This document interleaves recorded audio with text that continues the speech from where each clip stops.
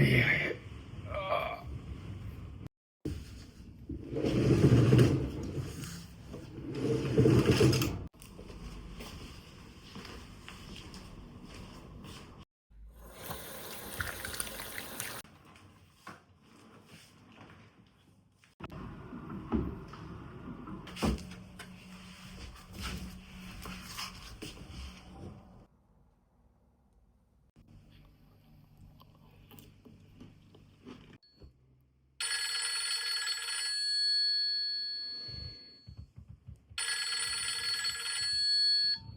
Oh iya. Guten Morgen. Guten Morgen, darling.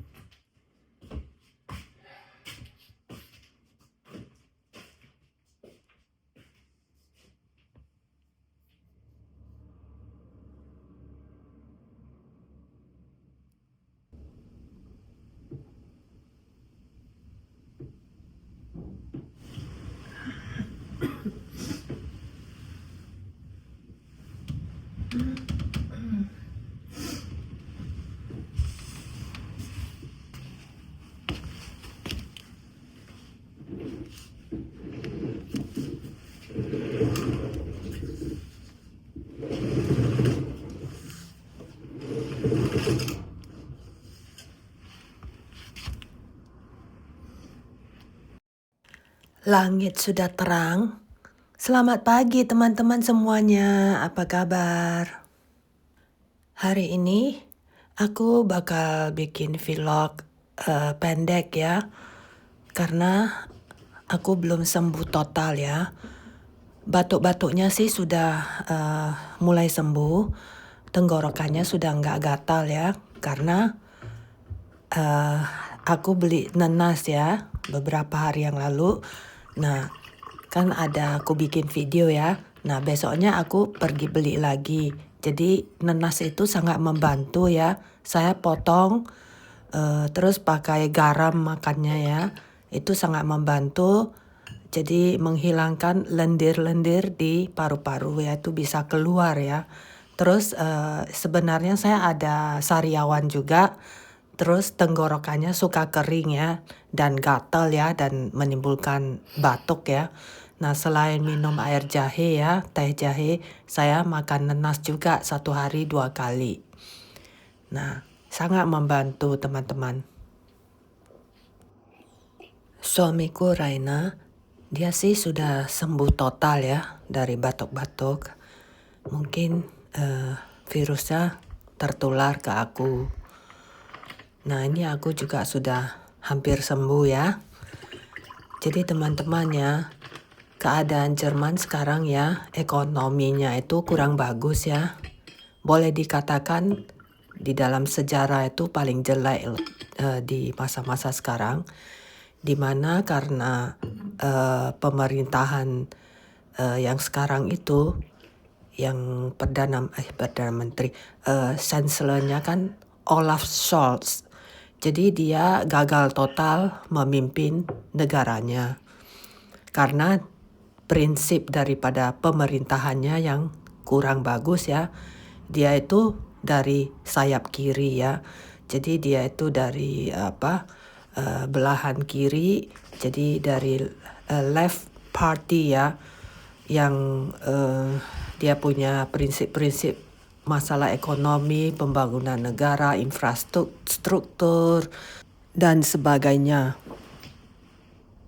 Jadi dia deindustrialization Jerman. Di mana sebelumnya Jerman adalah sebuah negara terkuat di Eropa, yaitu negara industri yang terkuat ya, terutama industri mobil, teknologi, dan sebagainya. Jadi ya di masa pemerintahannya itu banyak perusahaan-perusahaan yang bangkrut, banyak toko-toko besar tutup, begitu juga dengan mall-mall gede juga tutup, seperti banyak tempat ya, galeria ya, itu tutup di banyak tempat. Belum lagi toko-toko kecil lainnya ya.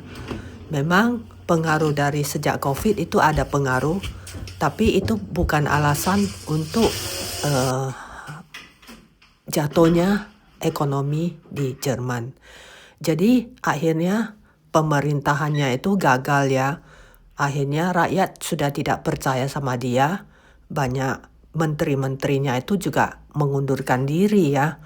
Akhirnya dia kolaps ya, jatuh.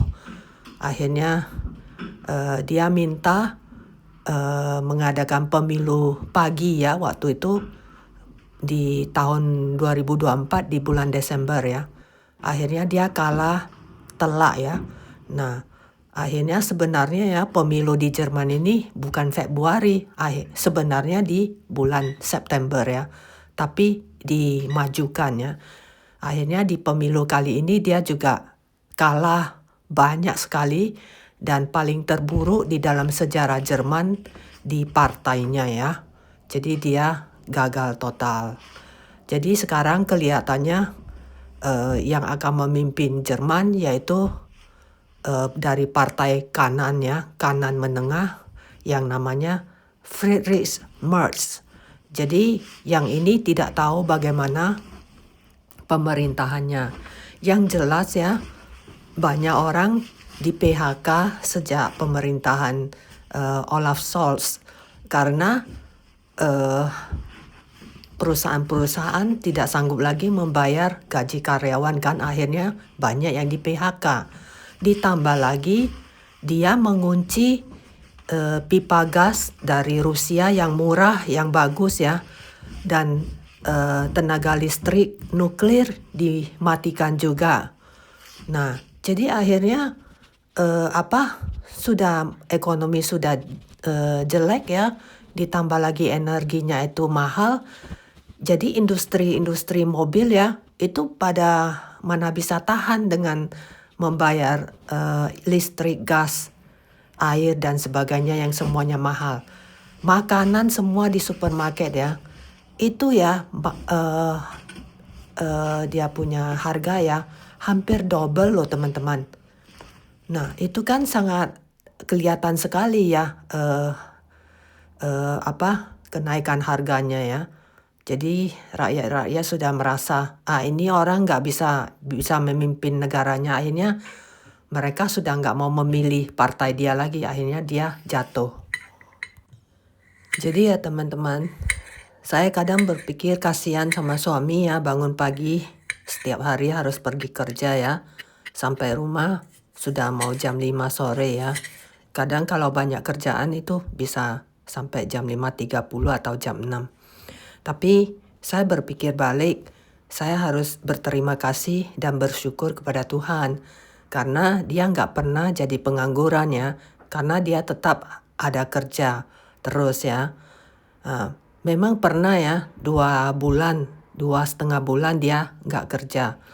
Ini ada masalah lain lagi, nanti di video berikutnya saya akan ceritakan ya. Tapi Tuhan selalu sayang sama suami saya. Semua kejadian yang menimpa dia itu sebenarnya ada baiknya. Karena Tuhan mau memberikan yang lebih baik untuk dia. Jadi saya selalu berterima kasih dan bersyukur kepada Tuhan. Makanya saya bilang kalau kita tertimpa masalah atau dijahatin orang atau ditipu orang, jangan dibalas. Kita biarkan saja. Paling kita hindari orang itu ya, nggak usah dekat-dekat lagi sama dia. Jadi nanti pahalanya ya, bukan pahala, berkah akan diberikan oleh Tuhan kepada kita.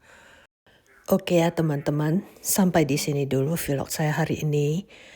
Ini habis makan saya sikat gigi, habis itu saya harus ke dokter gigi. Karena ada jadwal ya, setiap 6 bulan sekali itu giginya harus diperiksa dan dibersihkan. Tadi turun hujan gerimis ya, tapi sudah berhenti dan matahari sudah keluar. Jadi sampai ketemu lagi di vlog berikutnya ya teman-teman ya.